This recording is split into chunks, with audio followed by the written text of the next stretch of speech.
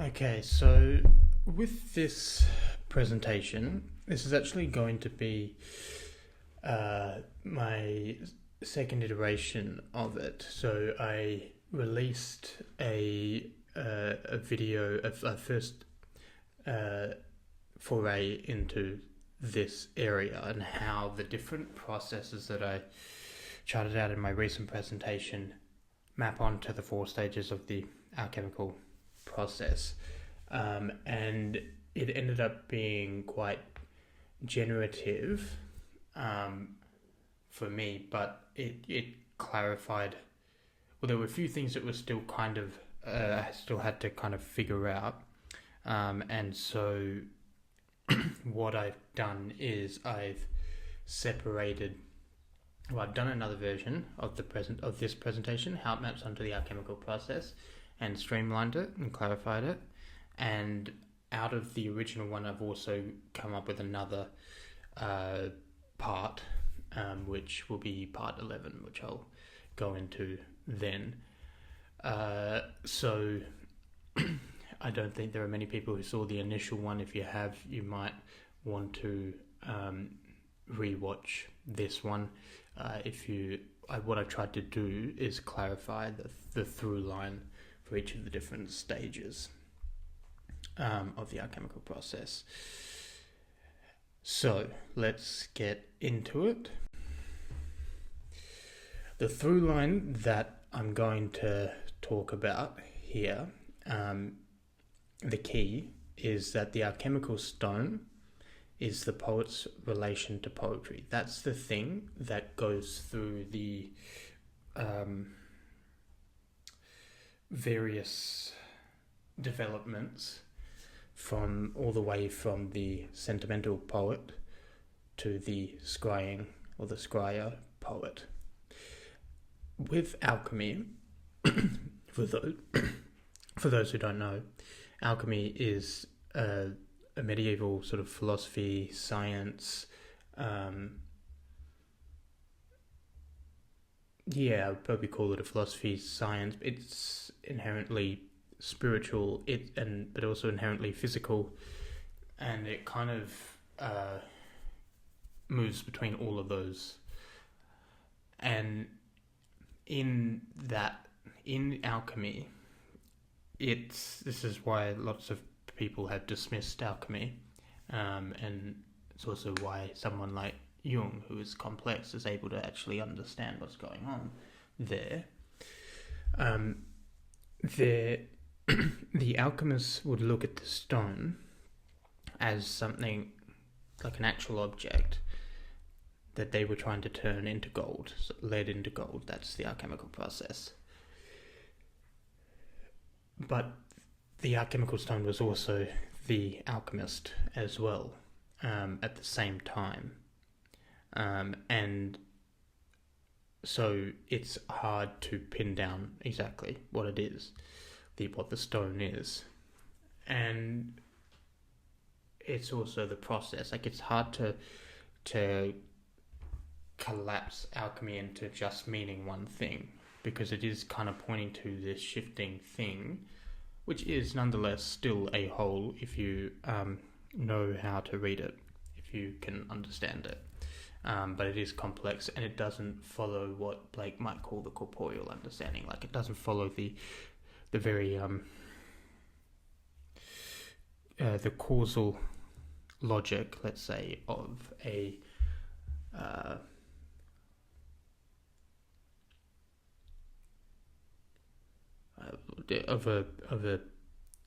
conventional, typical sort of scientist or philosopher, because it is touching on things that are deeper than those types have, let's say, access to.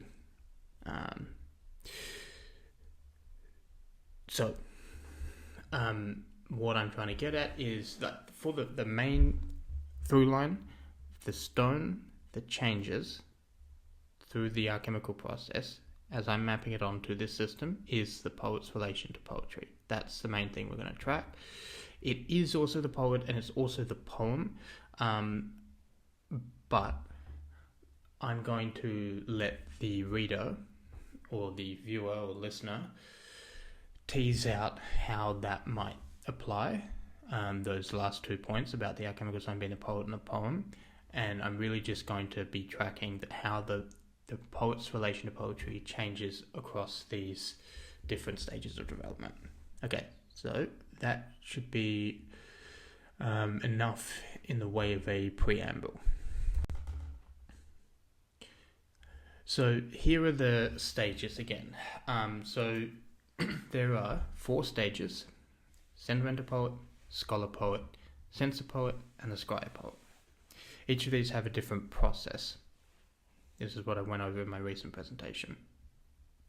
The sentimental stage, they're purging their emotion.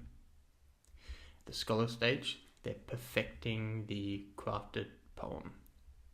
Censor stage, they are precipitating an essence. And at the scryer stage, they are presenting a completed vision. Each of these maps very clearly onto a stage in the alchemical process. And what I'm going to, the next piece to add is that in each of these stages there are sub-operations that the alchemists would do. There are many different breakdowns of the different kinds of operations. Some alchemists would have 50 different operations, some 12 or 15 or whatever it might be. The one that I've seen as sort of there isn't really an orthodox approach to alchemy. I think that's a bit of an oxymoron, but I've seen these seven operations being referred to as sort of the classic breakdown of the operations within each stages. So that these are the ones that I'm going with, and they map on quite well. So at the Negrito stage, the stone is calcinated, so it's burnt, and the dross, so all the everything that's superfluous on the stone is burnt away. Once that's happened, then the stone is put into water and it starts to dissolve and break up. That's the Negrito stage. I'm going to explain how, once I've gone through each of these different operations, I'm going to go through each of these stages and show you how it applies to the different stages. In the albedo stage, the stone is then the purities and the impurity are completely separated, and then all of the clarified parts, or the pure parts, are put into a new whole, a new stone. Then in the citrinatus stage, the stone starts to glow, starts to have a kind of a new life, starts to ferment, and this new life is distilled, turned into a vapor, and into a liquid, a pure liquid. And then in the final stage, the rubedo stage, this coagulates into the final philosopher's stone, in which the opposites are integrated and balanced. So that is a breakdown of what's going on in each of the stages. What's going on in each of the operations within each of the stages. So now let's start applying it to the different stages of poetic development and the different processes. And I will just add in, as a brief aside, that the term precipitation, when I was coming up with the processes, and I was looking at the etymology of these terms, and precipitation actually comes from this alchemical stage. And so that was, and then the purging seemed to evoke another alchemical kind of related term. And I just thought that and that gave me the cue that there may be some overlap, and then there did indeed end up being a correlation between them, between the processes and the alchemical stages. Okay, so let's map them out. Okay, so what I'm going to do is I'm going to use these, the terms for these sub-operations to sort of as designations of the two different stages of development within the sentimental poet stage. So we're just basically differentiating that stage. In the first one, it's all about fire, which is the sentimental poet primarily just uses poetry as a way of almost therapeutic journaling about the immediate heat of emotion. Or, as I've said there, it's kind of like vomiting. That starts to break up in the second phase. So we move from calcination to dissolution, where it isn't now all about emotion. The aesthetic starts to come into it. So there's just a little bit more of a mediating distance between the poet and their emotion.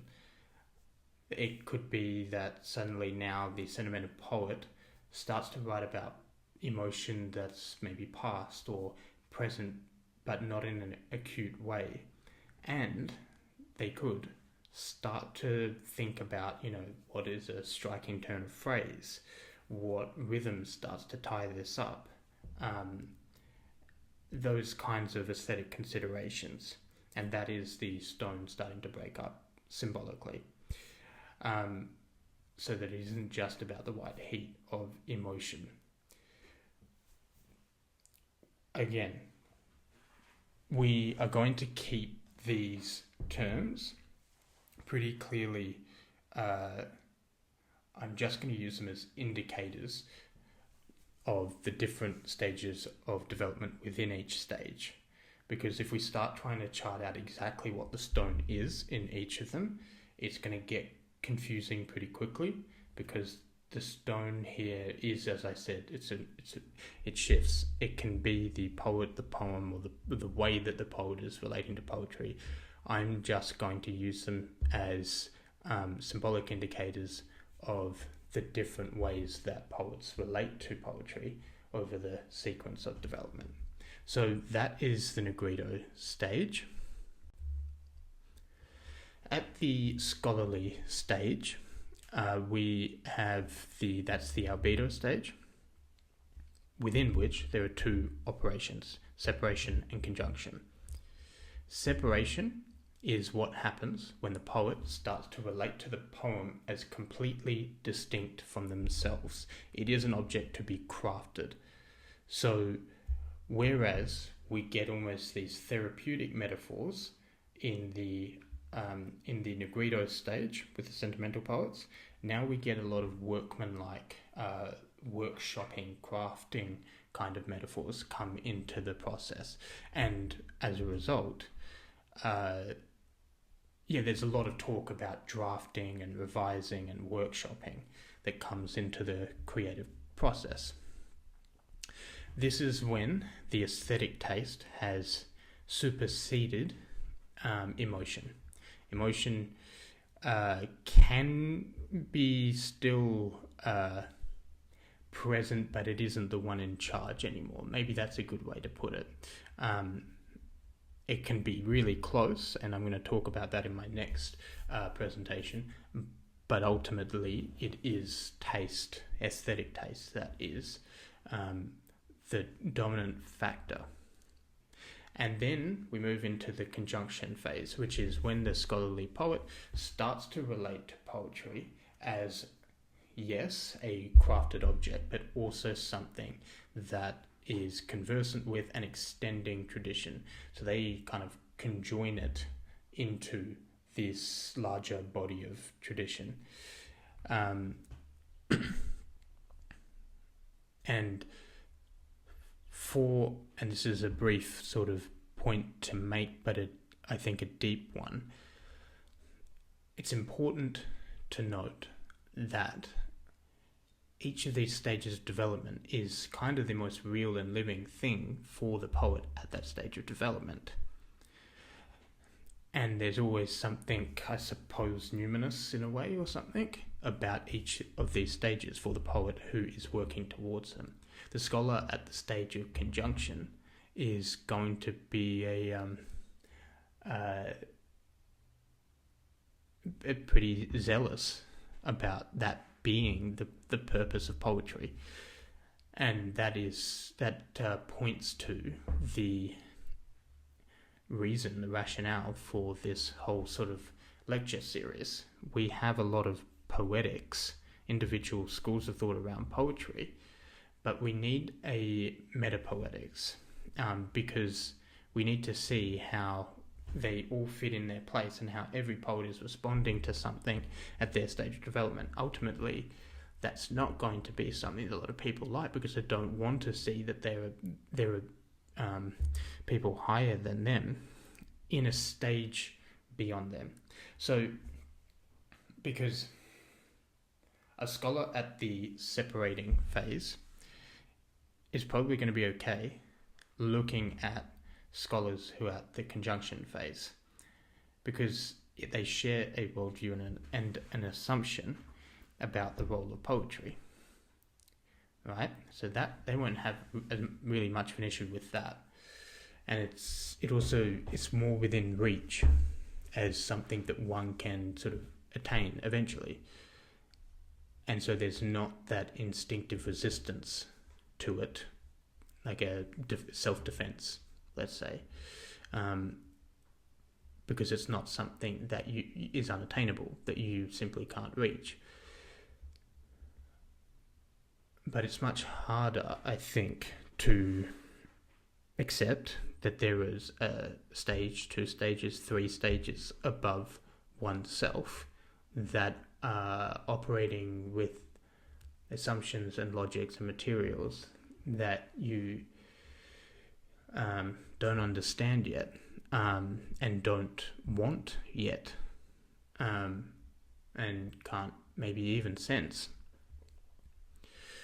And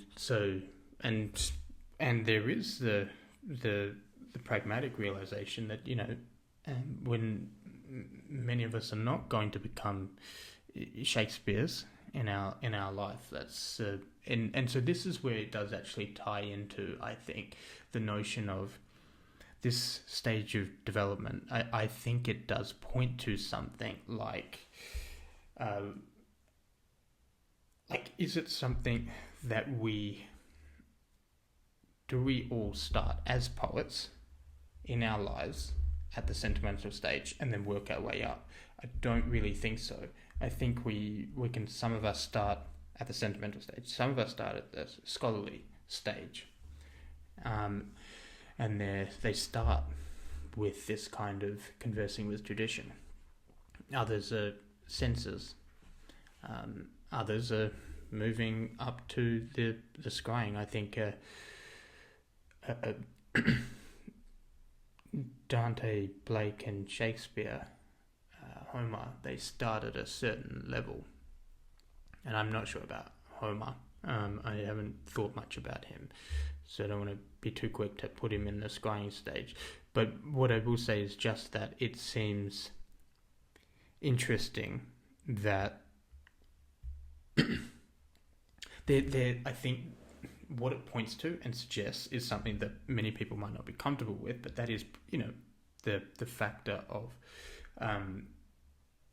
some kind of, whether you want to call it a past life thing, I don't know, or whether you want to call it some kind of, there is innate genetic or psychological factors or racial factors or whatever it is that predispose us to certain phases of the work, certain stages of the alchemical process.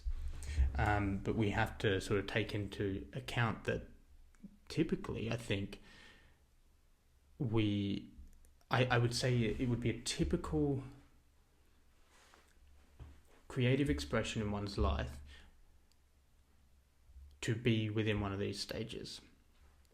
I'd say it's relatively rare to move from one of these stages to another. I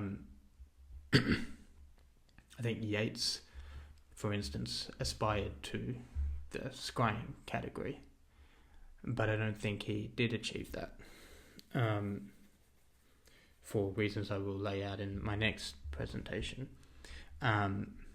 Scholars rarely move into the sensing stage, and sentimental poets rarely move into the scholarly stage, and that's not because there is some limitation there, but it is because I think it shows you, I think, the difference between the stages, that there is some kind of significant difference. And so, yeah, that I think sort of caps up this, I think some of the deeper sort of implications behind what I'm talking about here. Okay, so on to the next one.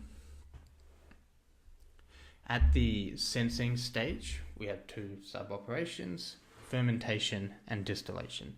Fermentation is when a poet is starting to, this is, remember, when the stone starts to glow, not yet shine. I think there's, I haven't seen that distinction made in alchemy, but for me that's a really clear distinction. Glow implies almost a more unintentional thing almost, and so at this stage the sensing poet starts to put in something with just a little bit more life, but it's like a as yet general rather than acute essence. Keats was a good example of this.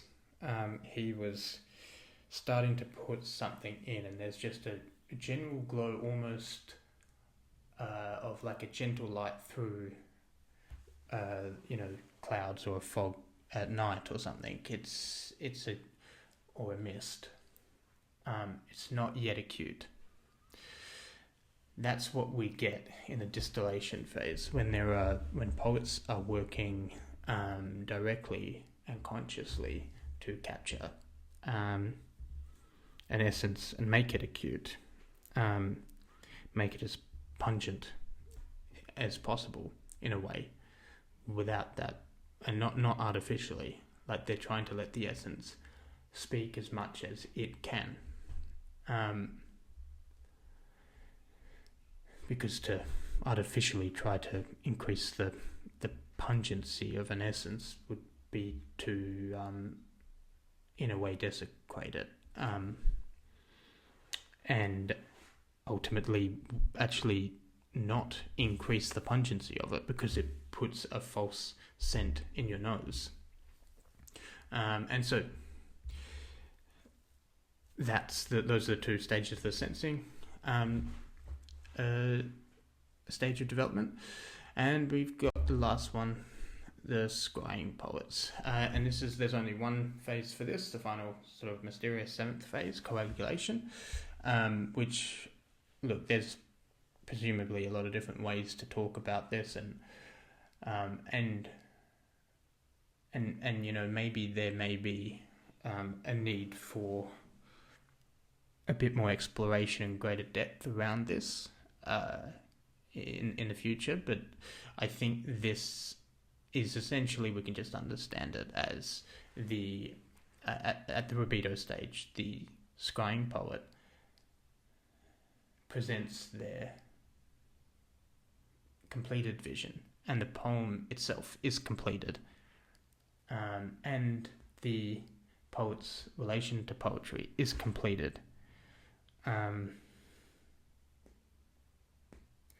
The poet, in a way, becomes the stone,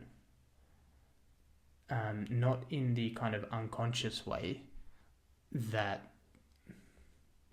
the poem and the poet are conjoined in the Negrito stage, at the initial sort of part of the Negrito stage, or in the whole Negrito stage, and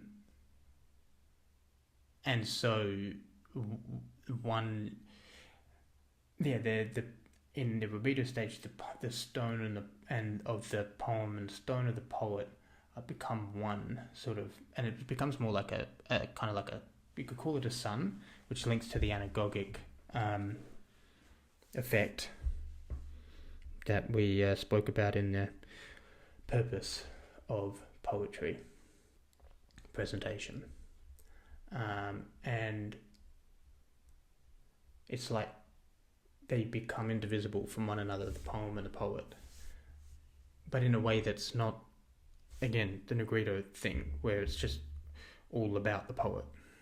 That's not it, because the poet is actually, at this stage of development, pretty impersonal.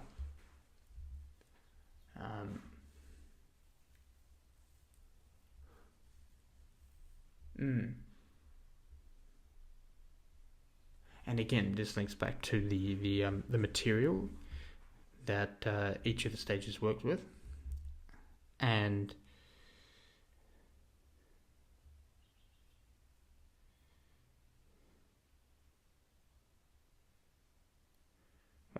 not the material, the role of the poem, not the purpose of the poem, but the role of the poem presentation that I did, where I spoke about the top stages, scrying stages, radiance.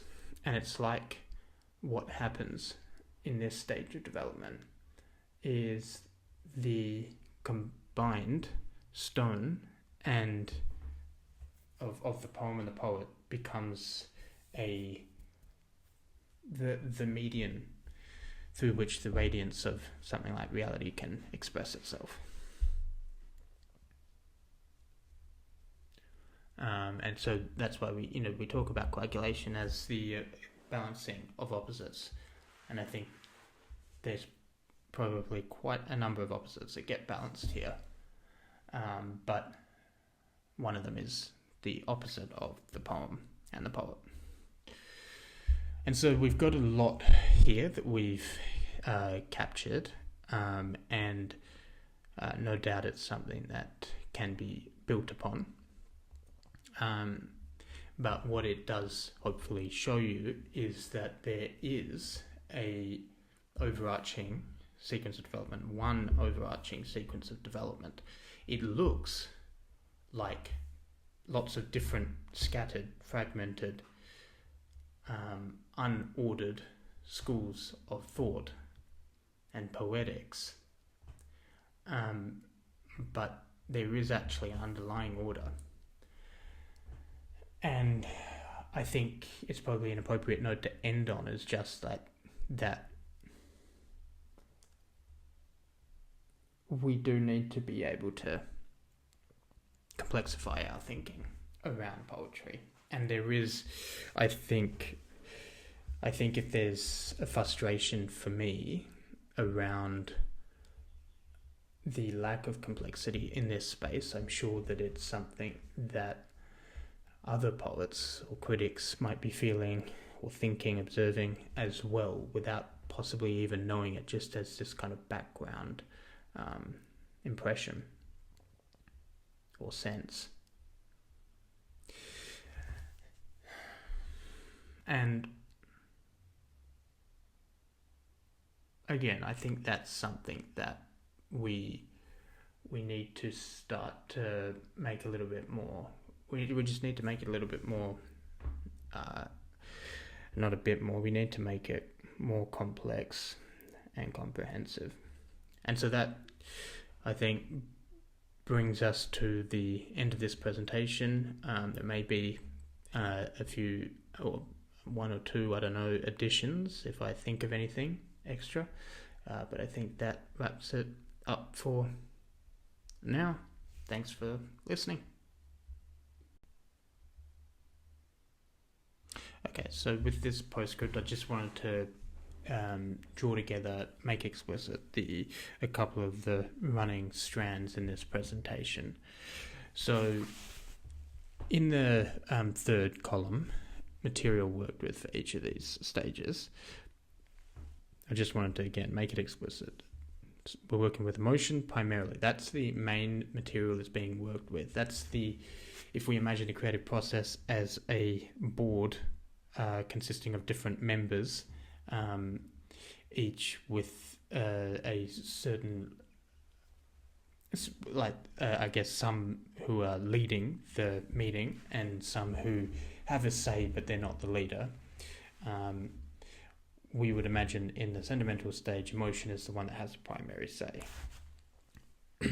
And in the dissolution, it's still emotion with the primary say, but the aesthetic gets a seat at the table and starts to have its say.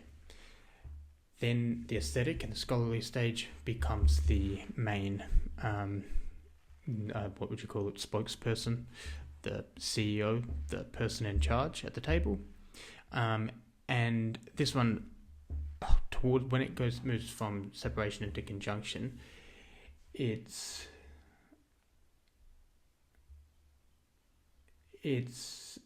not just the aesthetic of the poem, but I suppose it moves deeper into a kind of there's just more awareness of the tradition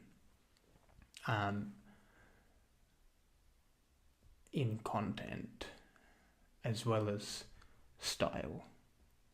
And so, I mean, I would say there are two aspects of the aesthetic. I could have come up with different terms for them, but it is basically just the aesthetic that is being driven at there. And then you have, in the next stage for the censor, essence gets a seat at the table.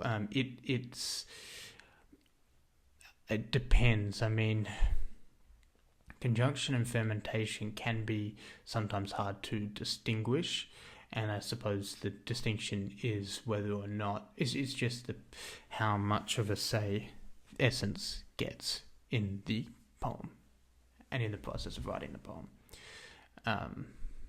If the aesthetic is still ultimately in charge, then it's conjunction. If essence is the one that is maybe just starting to inch out aesthetic in the kind of internal civil war going on there, in a way, then it is fermentation. We're moving into the sensing stage. And when essence becomes the primary say, and the aesthetic becomes more clearly subordinated to it, then we move into the that says dissolution, but that should say distillation. So the distillation at this stage, that is when the aesthetic takes more of a back seat. It's only relevant insofar as it can help to serve essence. It's not like a rival interest in the internal sort of power struggle of the poem or creative process. And then with the final stage, it's the eidos that is being worked with. And an essence is, I suppose, a part of that, but it is primarily eidos. How would I distinguish the two? It's hard to distinguish the two.